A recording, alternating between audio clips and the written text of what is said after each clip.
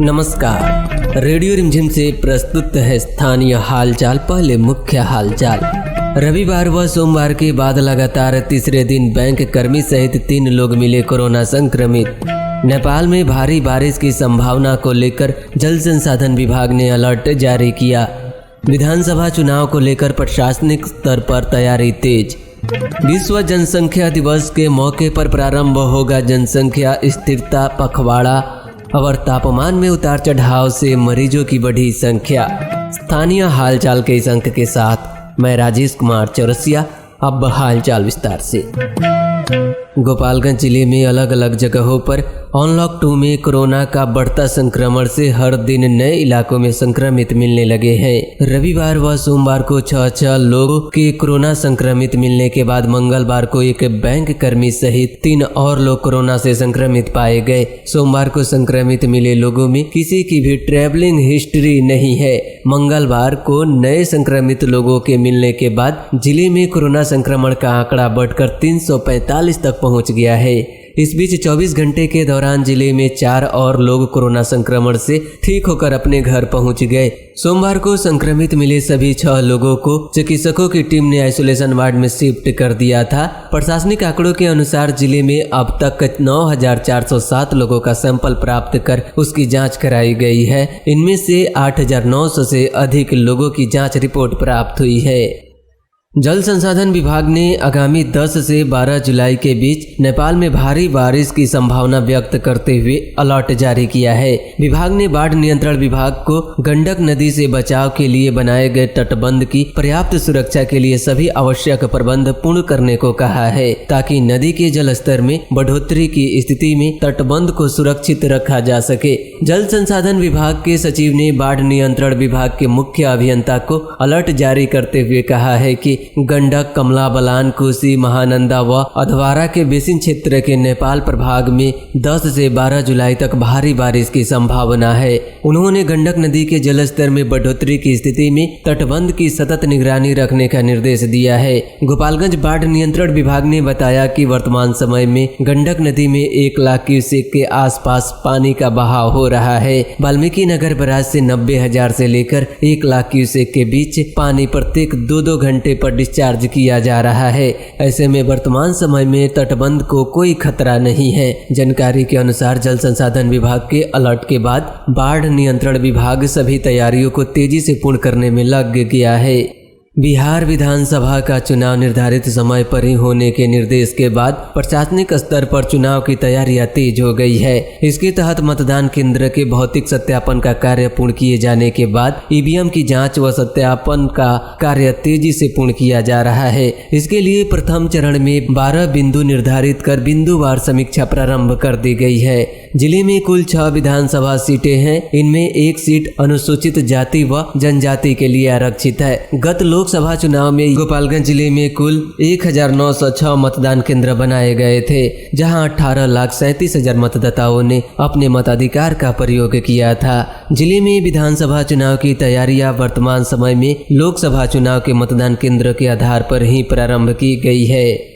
विश्व जनसंख्या दिवस के मौके पर 11 जुलाई से पूरे जिले में जनसंख्या स्थिरता पखवाड़ा कार्यक्रम की शुरुआत की जाएगी। इस अभियान का आयोजन जिला मुख्यालय से लेकर ग्रामीण इलाके तक किया जाएगा, ताकि लोगों को जनसंख्या पर नियंत्रण प्राप्त करने के तौर तरीके की विस्तृत जानकारी दी जा सके। इस साल जनसंख्या स्थिरता पखवाड़ा का आयोजन 2 चरणों में किया जा रहा है। इसके तहत पहले चरण में दंपत्ति संपर्क पखवाड़ा 10 जुलाई तक चलाया जा रहा है। इसके दूसरे चरण में 11 से 31 जुलाई तक जनसंख्या स्थिरता पखवाड़ा का आयोजन होगा। इस अभियान के तहत तमाम कार्यक्रमों का आयोजन कोविड-19 महामारी में दिए गए दिशा निर्देशों के अनुरूप होगा। बरसात के इस मौसम में तापमान में हो रहे उतार चढ़ाव के कारण जिले में संक्रामक रोगों की चपेट में लोग आने लगे हैं। सरकारी तथा निजी अस्पतालों में वायरल बुखार, दस्त तथा सांस की एलर्जी से पीड़ित मरीजों की संख्या में काफी बढ़ोतरी हुई है। सदर अस्पताल के चिकित्सक डॉक्टर अमर कुमार के अनुसार सदर अस्पताल में ओपीडी में इलाज कराने आने वाले मरीजों की संख्या 25 से 30% बढ़ गई है। मरीजों में अधिकतर वायरल बुखार, सांस की एलर्जी से पीड़ित मिल रहे हैं। उन्होंने कहा कहा कि इस मौसम में संक्रामक बीमारियां का प्रकोप बढ़ जाता है। इस मौसम में लोगों को अपनी सेहत को लेकर अधिक सजग रहना व बच्चों पर विशेष रूप से ध्यान देना चाहिए। वहीं सिविल सर्जन ने बताया कि सदर अस्पताल सहित सभी सरकारी अस्पतालों में ओपीडी सेवा चल रही है। इसके साथ ही कोरोना महामारी के गाइडलाइंस का पालन करते हुए चिकित्सक मरीजों को देख रहे हैं। सदर अस्पताल में दवाइयां भी उपलब्ध है। कोरोना महामारी को देखते हुए अस्पताल आने वाले मरीजों को उन्होंने मास्क जरूर लगाने को कहा। स्थानीय हालचाल आप YouTube पर भी सुन सकते हैं। कोरोना पॉजिटिव मरीजों की संख्या लगातार बढ़ने को देखते हुए प्रशासन ने कोरोना जांच करने की पहल और तेज कर दिया है। मंगलवार को माझागढ़ प्रखंड के मिडिल स्कूल भटवलिया में सैंपल कलेक्शन कैंप लगाया गया, जिसमें कोरोना जांच के लिए 75 लोगों का सैंपल लिया गया। चिकित्सा प्रभारी ने बताया कि जिला पदाधिकारी अरशद जीज के निर्देश पर स्वास्थ्य विभाग कस्बाई इलाकों में भी कैंप लगा रहा है। इसी के तहत भटवलिया में कैंप लगाया गया।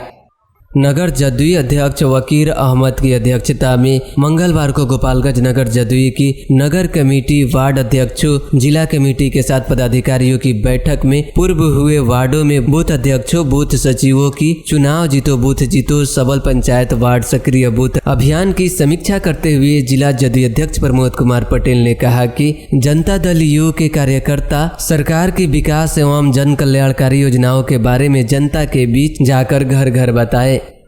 गोपालगंज शहर के अधिवक्ता नगर निवासी एक युवक को बाइक सवार बदमाशों ने चाकू से गोद कर घायल करने के बाद उसे कुनवा गांव के समीप NH-28 के किनारे फेंक दिया। ग्रामीणों से सूचना मिलने पर मौके पर पहुंची पुलिस ने गंभीर रूप से घायल युवक को इलाज के लिए सदर अस्पताल में भर्ती कराया, जहां चिकित्सकों ने युवक की हालत गंभीर देखकर उसे गोरखपुर रेफर कर दिया।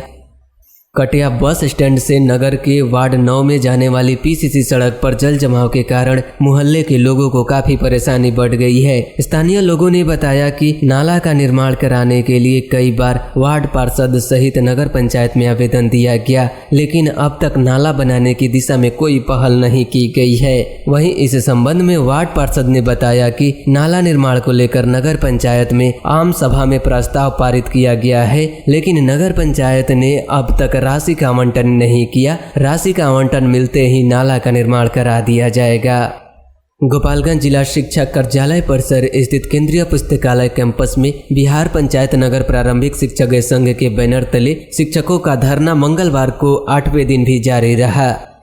राष्ट्रीय उच्च पथ संख्या 28 के सुपौली पंचायत भवन के समीप से पुलिस ने एक बाइक पर सवार शराब तस्कर को 299 बोतल शराब के साथ गिरफ्तार कर लिया। शराब तस्कर पूर्वी चंपारण जिले के पिपराकोठी थाना के मठ बनवारी गांव का रहने वाला बताया गया है। तस्कर अपनी बाइक की डिक्की व बैग में रखकर शराब को सप्लाई के लिए ले जा रहा था। मामले में शराब तस्कर के विरुद्ध थाने में प्राथमिकी दर्ज कर पुलिस ने पूछताछ करने के बाद मंगलवार को न्यायिक हिरासत में भेज दिया।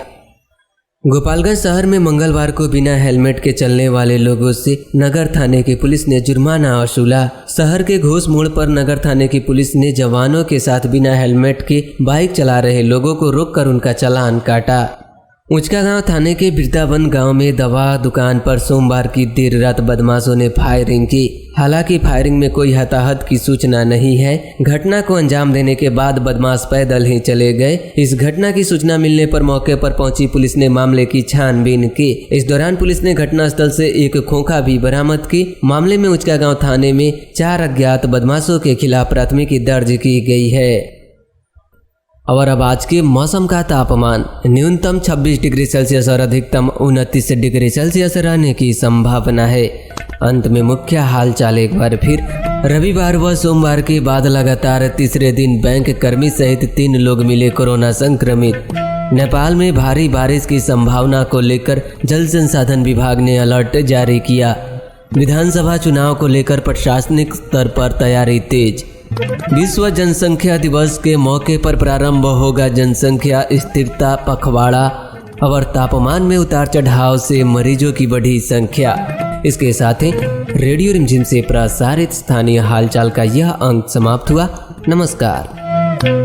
कोरोना के बढ़ते संक्रमण को लेकर सोशल डिस्टेंसिंग का पालन कीजिए, मास्क लगाइए, घर में रहिए, सुरक्षित रहिए। सुनते रहिए रेडियो रिमझिम 90.4।